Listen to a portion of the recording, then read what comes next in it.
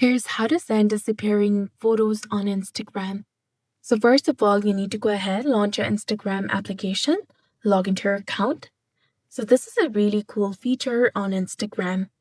Then you need to go ahead and open the conversation of the person that you want to. So if you select your photo from your camera roll, it will be instantly sent to the specific person on Instagram. It will stay in the chat. But to send a disappearing photo, you need to tap on the camera icon on the left and take a new photo. And once you've taken the photo, you'll get the option in the bottom left corner of your screen that is view twice, view once, and unlimited view.